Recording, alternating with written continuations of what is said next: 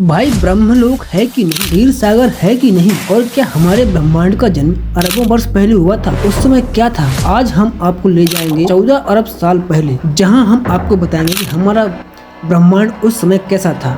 उस समय से लेकर अब तक इसने लाखों आकाश गंगाओं को जन्म दिया है, हमारे सौरमंडल को जन्म दिया है, और ना जाने इसने क्या क्या बनाया है। हमारा ब्रह्मांड 13.8 अरब वर्षों से विकसित हो रहा है, लेकिन हम यहाँ तक कैसे पहुँचे?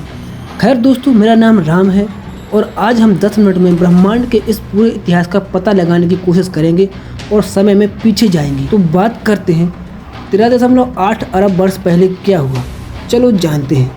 तो शुरुआत में कुछ भी नहीं था, तभी अचानक बिग बैंग हुआ और हमारे ब्रह्मांड का निर्माण हुआ। शायद यह उससे थोड़ा अधिक जटिल है। यह ब्रह्मांडीय घटना कैसे शुरू हुई, यह काफ़ी हद तक एक रहस्य है, लेकिन एक बार जब ये सिलसिला शुरू हुआ तो कभी बंद नहीं हुआ। मिली सेकंड के भीतर क्वार्क और फोटॉन जैसे कण बनते हैं। ये कुछ बिल्डिंग ब्लॉक्स हैं जो उस दुनिया को बनाते हैं जिसे आप आज जानते हैं। कुछ मिनट बाद और अधिक तत्व पैदा हुए, प्रोटॉन और न्यूट्रॉन, जिन्होंने मिलकर हीलियम और ड्यूटेरियम जैसे सब तत्व बनाए। कुछ मिनट बाद और अधिक तत्व पैदा हुए, प्रोटॉन और न्यूट्रॉन, इन्होंने मिलकर हीलियम और ड्यूटेरियम जैसे तत्व बनाए और अगले 400 मिलियन वर्षों तक ब्रह्मांड का तेजी से विस्तार किया। अब बात करते हैं 13.4 अरब वर्ष पहले करोड़ों वर्षों की क्या हुआ। तो करोड़ों वर्षों की अराजकता और तीव्र विस्तार के बाद चीज़ें थोड़ी धीमी हो जाएंगी यहाँ पर।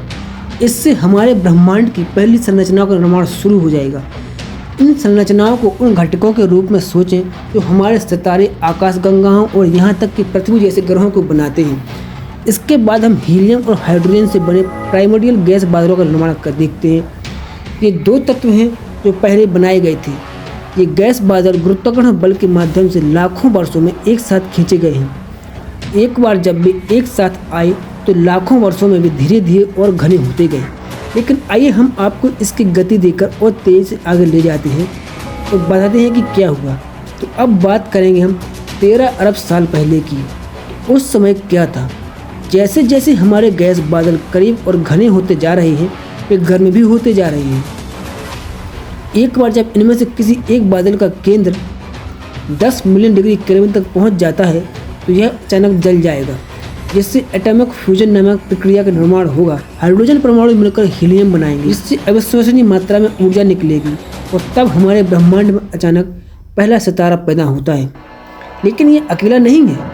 इन ब्रह्मांडीय बादलों के भीतर अब अरबों तारे बन रहे हैं और ये सिर्फ प्रकाश की तरह चमकदार नहीं हैं, वे हमारे ब्रह्मांड को आकार देने में एक अभिन्न भूमिका निभा रहे हैं। और ये सभी सितारे एक जैसे नहीं हैं। जैसे ही वे पैदा होंगे वे अलग अलग आकार और साइज में बनेंगे।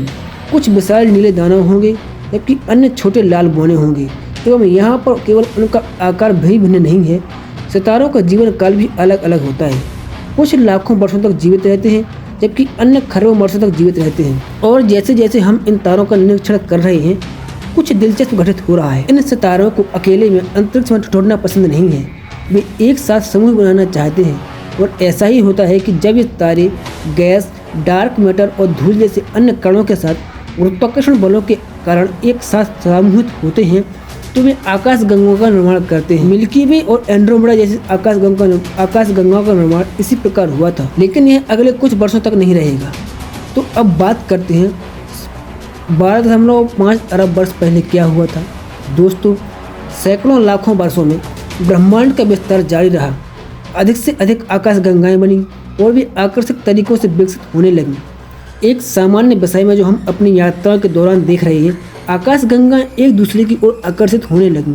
गुरुत्वाकर्षण बहुत महत्वपूर्ण है। जैसे ही ये आकाशगंगाएं एक साथ खींचने लगती हैं, वे आकाशगंगा समूहों का निर्माण करती हैं। ये सबसे बड़ी गुरुत्वाकर्षण घटक है जिनके बारे में हम जानते हैं। इस समय हम कुछ ऐसे सितारों को भी देख रहे हैं जो ब्रह्मांड की शुरुआत के आसपास बने थे और ख़त्म होने लगे हैं। वे सुपरनोवा में विस्फोट कर रहे हैं, लेकिन चिंता मत करो कि वे मर रहे हैं। ये सुपरनोवा ब्रह्मांड को आवश्यक तत्व प्रदान करने के लिए एक आवश्यक वरदान है जो बाद में ग्रहों और जीवन का निर्माण करेंगे। तो यहाँ पर आवश्यक तत्वों की बात करते हुए मुझे डार्क मैटर का भी उल्लेख करना चाहिए। ये रहस्यमय पदार्थ किसी भी प्रकाश को उत्सर्जित या अवशोषित नहीं करता है। और ब्रह्मांड की रचना में महत्वपूर्ण भूमिका निभाता है। भले ही हम डार्क मैटर को नहीं देख सकते, हम जानते हैं कि इसमें एक मजबूत खिंचाव है जिसने अब तक हर चीज़ को आकार देने में मदद की है। डार्क मैटर एक छिपे हुए ढांचे की तरह है जिसने हमारी आकाशगंगा समूहों और ब्रह्मांड के अन्य तत्वों को बनाने में मदद की है। तो मित्रों, अब हम बात करने वाले हैं 9 अरब साल पहले क्या हुआ था। अब ये वो जगह है जहाँ चीज़ें अधिक परिचित हो जाती हैं। कई छोटी आकाशगंगाओं के एक साथ आने के बाद आकाशगंगा का निर्माण शुरू होता है। हमारी सहयोगी आकाशगंगा एंड्रोमेडा का आकाशगंगा, इसका निर्माण भी इसी दौरान हुआ था और इसी तरह की अन्य आकाशगंगाओं में भी सौरमंडल बनने लगे हैं। गैस और धूल के विशाल बादल अपने स्वयं के गुरुत्वाकर्षण के तहत ढह जाते हैं, एक साथ जुड़ते हैं और प्रारंभिक ग्रहों और सौर प्रणालियों का निर्माण करते हैं और यहाँ से यह और अधिक दिलचस्प हो जाता है। तो देवियों और सज्जनों, अब हम देखने वाले हैं 4.6 अरब वर्ष पहले क्या हुआ था।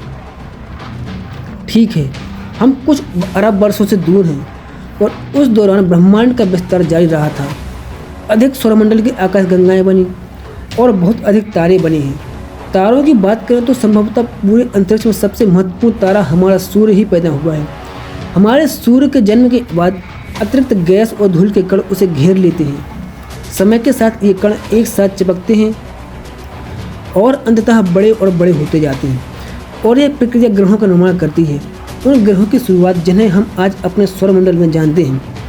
समय के साथ अनगिनत टकरावों और गुरुत्वाकर्षण आकर्षणों के माध्यम से ये ग्रहाणु बड़े और बड़े होते जाते हैं। इनमें से एक प्रोटोप्लैनेट है जो उभर रहा है, वह पृथ्वी है।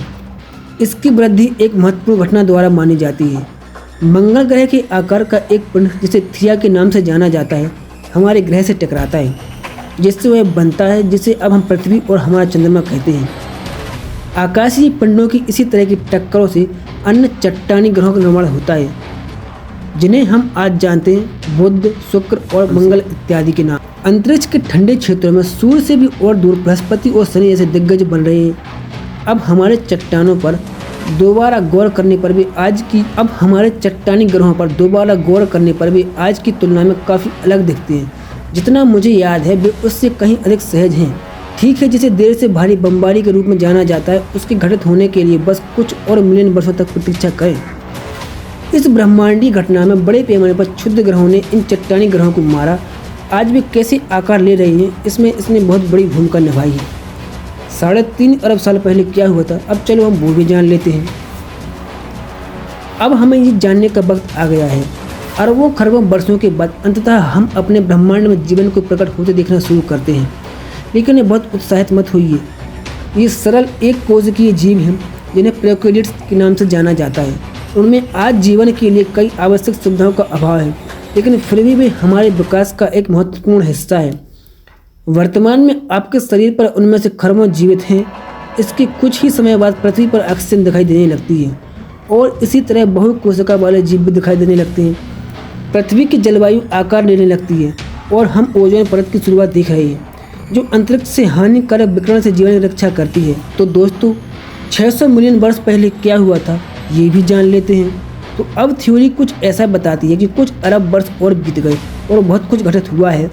जो जीव सूक्ष्म थे वे अब विकसित होकर कशेरुक बड़े प्राणु बन गए हैं। यह एक महत्वपूर्ण मील का पत्थर है और आप शायद पृथ्वी पर अन्य सभी कशेरुक जीवन के लिए एक रक्षक हैं। मैंने यह कशेरुक जीवन नहीं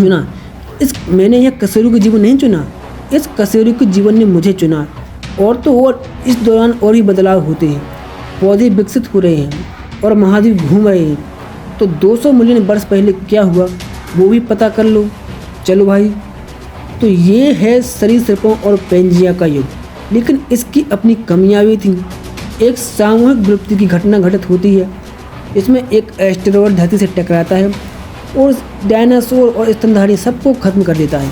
यहाँ डायनासोर और स्तनधारियों के उभरने के लिए मंच तैयार करता है। तो जैसे जैसे यह युग समाप्त होता है, पेंजिया विखंडित होने लगता है और हमारे आधुनिक महाद्वीपों के लिए आधार तैयार करता है। तो अब दोस्तों, हम वापस अपने आधुनिक दिन में आते हैं और अब हम यहाँ बीते करोड़ों वर्षों में मनुष्य आए और विकसित हुए, आधुनिक सभ्यता का जन्म हुआ और अब हम फिर से आगे बढ़ना चाह रहे हैं। भाई, कौन जानता है कि आगे क्या होगा। और कहीं ना कहीं मेरा मानना है कि अगर हम कभी भी भविष्य में टाइम ट्रेवल कर पाए तो हमें दुनिया के बड़े बड़े रहस्य मिलने लगेंगे। लेकिन क्या हम टाइम ट्रेवल पॉसिबल है? हमें कमेंट करके जरूर बताइए। और हाँ, वीडियो को लाइक और चैनल को सब्सक्राइब जरूर कर लेना।